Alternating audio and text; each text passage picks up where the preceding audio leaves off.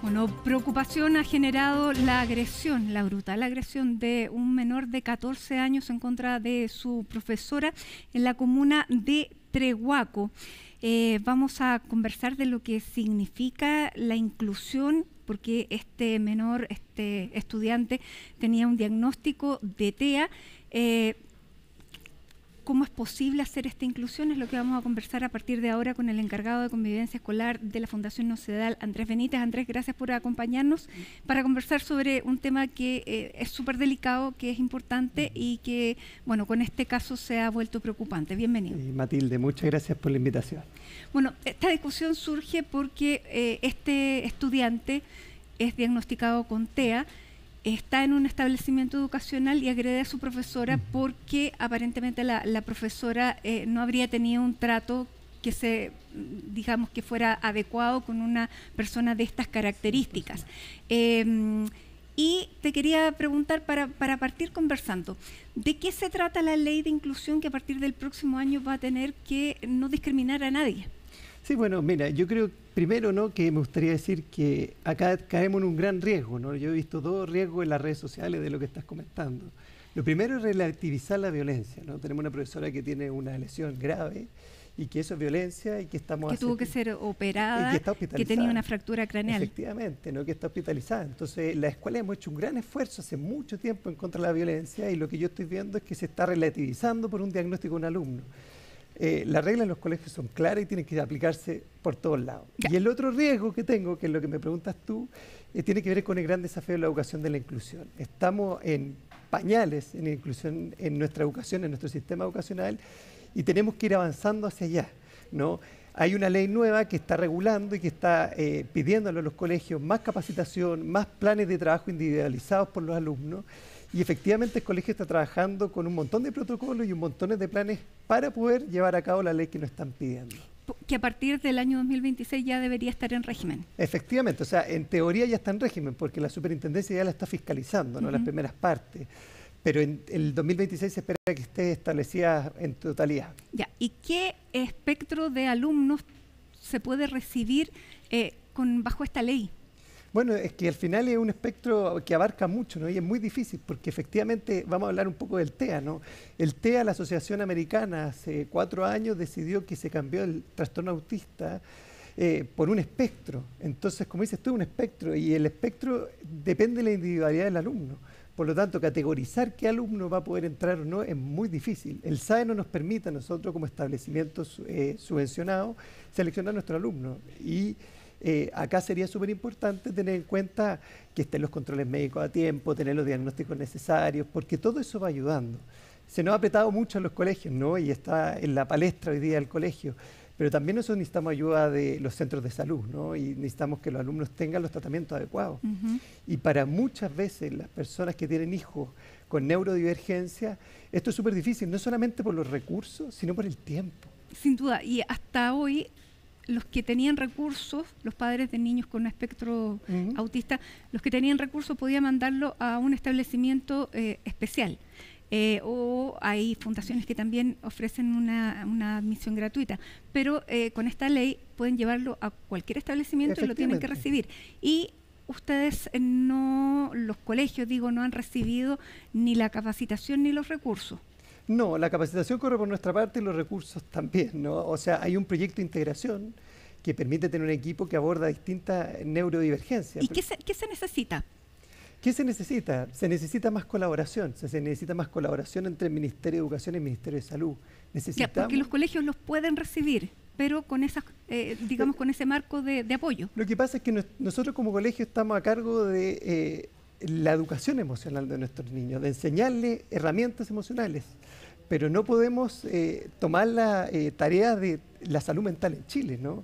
Entonces, cuando tenemos dificultades que en nuestro centro de salud los alumnos se demoran 6, 7 meses en tener un diagnóstico, un tratamiento, especialistas necesarios, y ese alumno durante todo ese tiempo está en el colegio, claro, necesitamos más cooperación, más rapidez, necesitamos juntar más alianzas y sobre todo, Matilde, más recursos. Necesitamos más profesionales que sepan del tema, que nos ayuden en el tema de inclusión, que nos ayuden a manejar estos alumnos, porque hoy día la realidad es que 1 o 2 profesores en la sala con 35 alumnos, a veces 6, 7 alumnos con diagnóstico está siendo muy difícil. Un alumno del espectro autista, claro, puede manifestar una reacción violenta frente a una respuesta que no es del todo la apropiada, y un alumno que no tiene ese problema va a reaccionar de una determinada manera, se va a poder contener más, pero tampoco podemos culpar al alumno que tiene el TEA, porque tiene esta situación especial.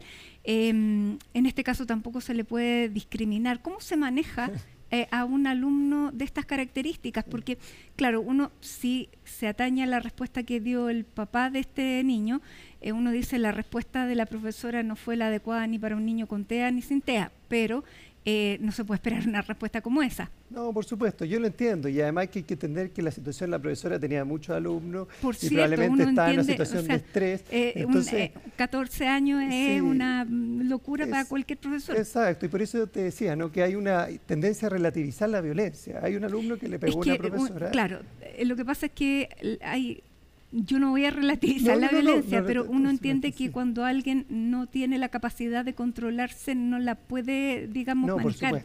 Por supuesto. Por eso es complejo, ¿no? Porque la profesora no debería ser agredida independiente de lo que haga o diga. Por supuesto. Y por otro lado, ¿no? Claro, hay una serie de capacitaciones que nos sirven para ayudar a los alumnos del espectro, ¿no? No todos los alumnos del espectro son agresivos, es importante decirlo, Sin duda. Un síntoma que es asociado y es muy común que lo tengan por la neurodivergencia, pero no todos son agresivos. Y por otro lado, claro, hay una serie de estrategias que sirven en la sala de clases siempre y cuando el alumno cumpla con su medicamento, cumpla con su tratamiento al día, porque sin ese tratamiento es súper difícil, independiente de lo que uno diga o no diga, ¿no? Me imagino que ustedes han hablado mucho de este tema con las autoridades. ¿Cuál es la respuesta que reciben? Bueno, lo que pasa es que estamos en un tema en que no hay recursos, donde hay mucha exigencia, donde hay muchas leyes, ¿no? No solamente la ley TEA, hoy día también los establecimientos nos estamos enfrentando, por ejemplo, a la ley Carín. Muchas responsabilidades, pocos recursos, con los mismos recursos de siempre, entonces nos estamos enfrentando a una situación compleja, ¿no? Hoy día escuchaba declaraciones, de la Presidenta Nacional del Consejo de Educación, que decía que la ley nació hace 5 años atrás, entonces que había que revisarla. Yo estoy de acuerdo, hace 5 años atrás no teníamos tantos diagnósticos como los que tenemos hoy día. Entonces creo que esa es una respuesta que me parece más prudente con lo que estamos buscando, ¿no? Claro, y a tu juicio, ¿hacer la inclusión por ley es la respuesta?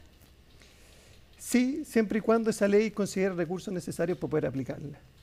Porque al final las escuelas somos un centro comunitario, nos hacemos cargo de muchas cosas. Entonces, cuando nos piden además hacernos cargo de diagnóstico, necesitamos los recursos para poder hacerlo bien. Eso es lo que nos interesa, ¿no?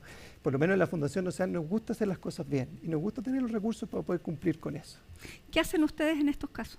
Porque me imagino que sí tienen alumnos diagnosticados con alguna neurodivergencia. Sí, por supuesto. Mira, es súper complejo, ¿no? Yo creo que nuestro foco está en el trabajo con la familia, Alianza Familia, es decir, familia, nosotros lo apoyamos y ellos nos apoyan a nosotros, los ayudamos a conseguir los tratamientos, incluso levantamos fondos para tener psiquiatra, para poder pagar tratamientos, con centros psicológicos, es decir, nos aliamos mucho en las familias.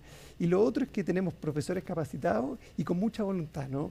Ellos en general tienen buen manejo del aula, los padres reconocen eso y nuestros diagnósticos internos lo muestran también, ¿no? No, sin duda. ¿Nunca han tenido un problema? Por supuesto que hemos tenido problemas.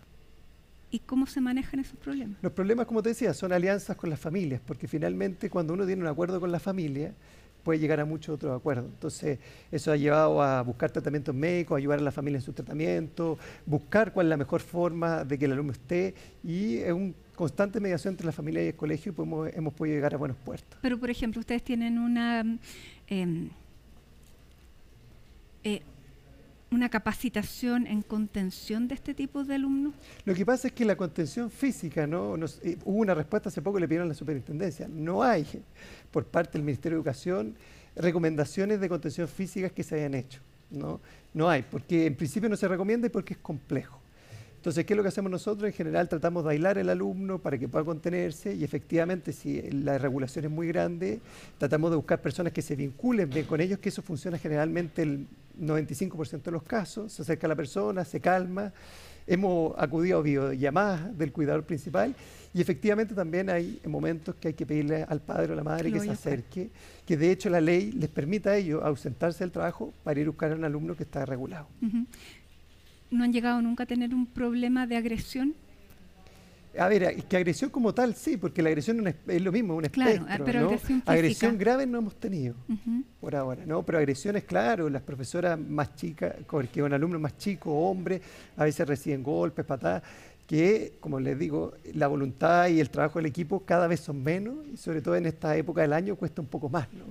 Pero el trabajo constante de los profesores muestra que después de pasar un tiempo, esos alumnos se van regulando, van conociendo a sus compañeros, se vinculan bien con los profesores, y eso es nuestro factor protector en la fundación, ¿no? Sin duda. Ahora, este caso, claro, pone en la discusión un tema del que no se había hablado hasta ahora, de ese, digamos, aspecto puntual del problema.